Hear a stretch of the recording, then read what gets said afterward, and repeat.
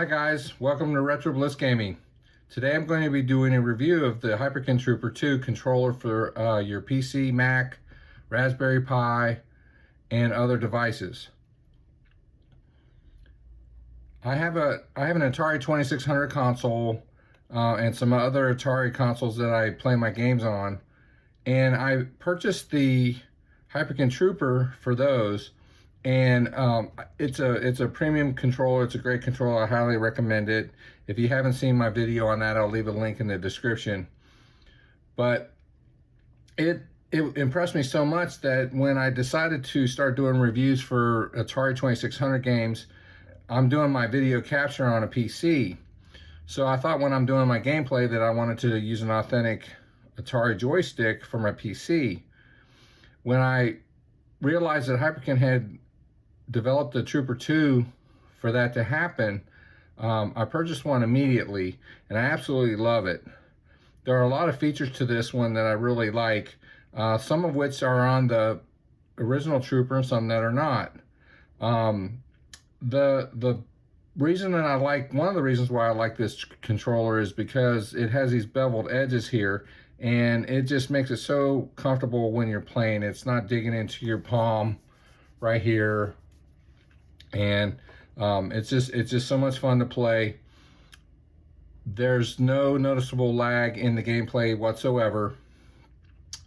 But this this controller has additional features to it.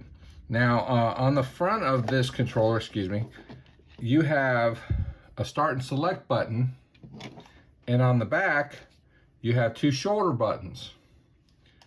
Now, to be honest with you, I really don't use those very much. You can map those buttons within Stella on your PC.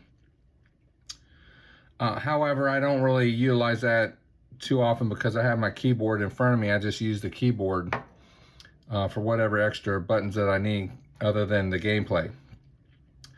However, they might come in handy when you're playing your Atari 2600 games on your Raspberry Pi. However, I have found that it's very difficult to map these buttons.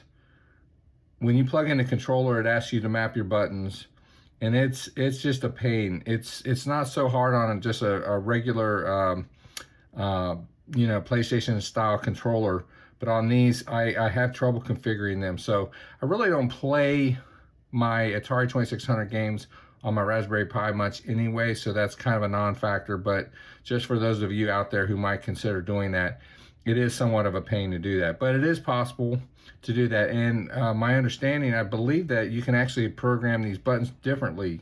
This one could be fire, and this one could be reset, or however you control it. So that's my review of the Hyperkin Trooper 2. If you have any questions or concerns about my review or about the Trooper 2 itself, please leave me a remark in the comments. I'll be happy to answer you and get back with you. Other than that, have a blessed day, and we'll see you next time on Retro Bliss Gaming.